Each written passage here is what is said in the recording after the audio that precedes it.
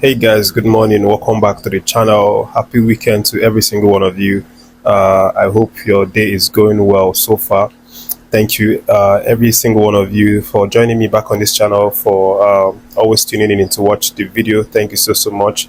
I do appreciate every single one of you. To the subscribers of the channel, I want to say a big thank you to you. And if you're watching and you're not yet subscribed, I urge you to please subscribe to the channel so that you get updates about the latest on Nigerian Super Eagles, especially during this AFCON period.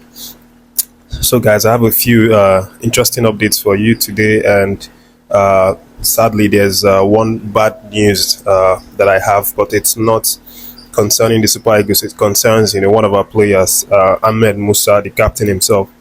But I'll talk about that one towards the end of the video, and let me prioritize the gist about Nigerian Super Eagles and their camp. So let me start with the good news, which is the fact that Yusuf has now returned to full training. Of course, if you're following my previous videos, you would know that I said in one of my videos that he went to do tests, and the scan result wasn't out yet, and since then he hasn't been training much with the guys. He was only just doing solo trainings by himself on one side of the pitch, while the other guys were together training.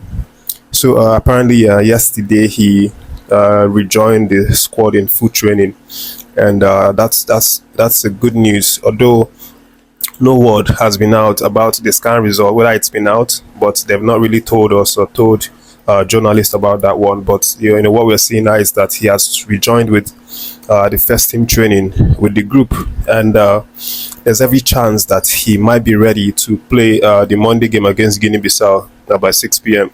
So that's such a great news to see, great sight to see. Al Hassan joining back. We know the quality that he has. We know how combative he is in that midfield, and of course, even though Frank Onyeka was very excellent in that last match, we saw how combative he was, making blocks, making tackles.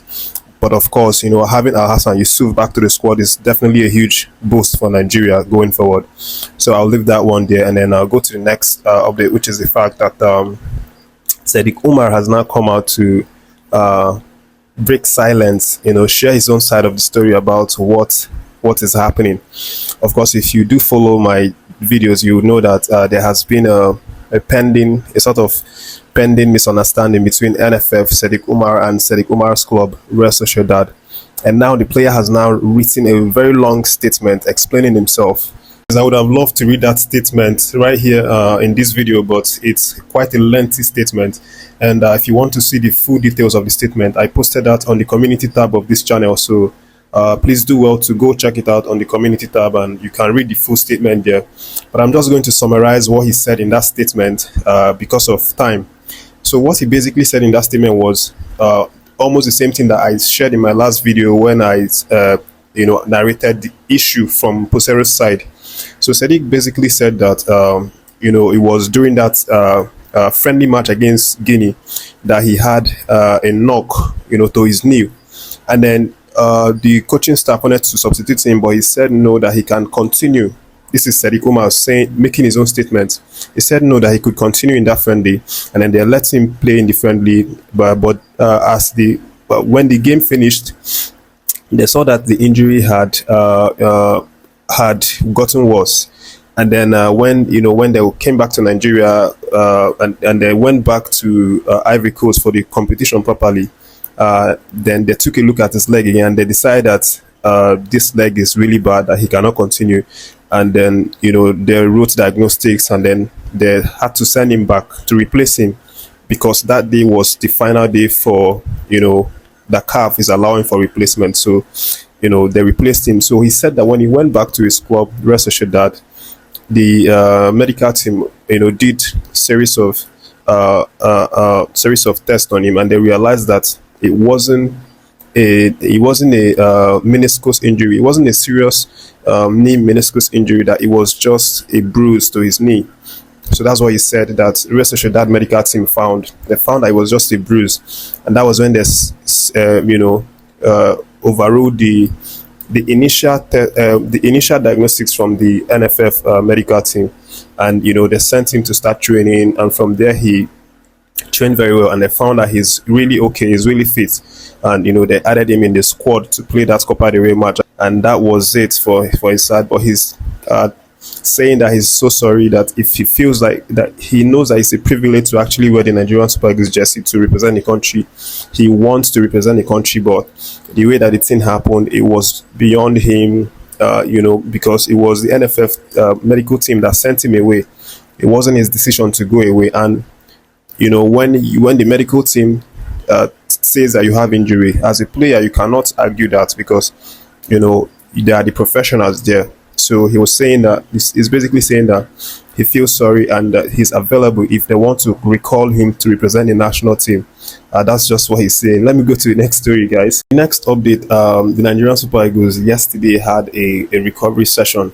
Of course, if you remember in my last video, I said that they were going to rest yesterday, and of course that yesterday they rested and did a recovery session.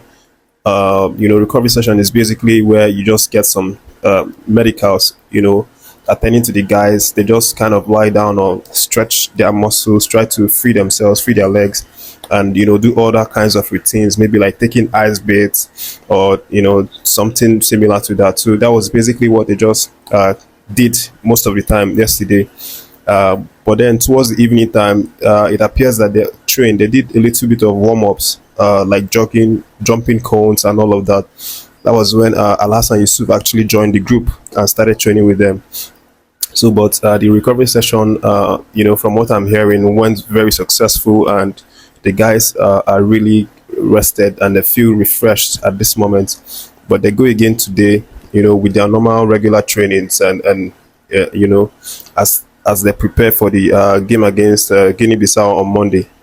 So that's that on that front. Everybody is now, Peseiro now has a clean bill of health for the players. No injury reports whatsoever. The guys that went on injury have now, fully returned and are integrated into the squad, especially the likes of Alhassan Yusuf.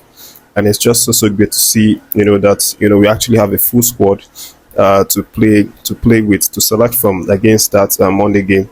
Guys, let me move to the last update I have here, and this one is not good at all. It's not nice to hear, and it's the fact that Ahmed Musa's recreational center, Ahmed Musa Event Center in Kaduna, has reportedly been gutted by fire, and I don't know how that happened, honestly, but based on reports, it's said that the fire actually started from a welding shop that's close around that area, and that was how the fire escalated and burnt down Ahmed Musa's recreational center that's made up of multi-million naira investments. And this is just so sad to see, so unpleasant to hear, and I'm sure that this is definitely going to distract him. When you're out on national duty and you hear something bad about maybe your business or your family, it's definitely going to be a distraction to him.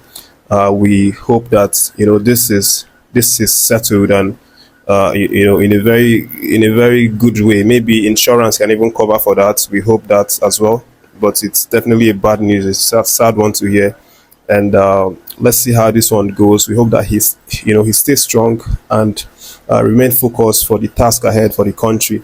And investigation definitely is going to be started for that one, to know the real cause of the fire, whether it's perpetrated by someone or it's by accident. But that's the news. That's the update, guys, that I have for this video. And thank you so much for catching this one. I appreciate every single one of you for tuning in to catch the videos on this channel. To the subscribers of the channel, thank you so much. And if you're not yet subscribed, I urge you to subscribe to the channel, and welcome to the family. Stay tuned for more updates.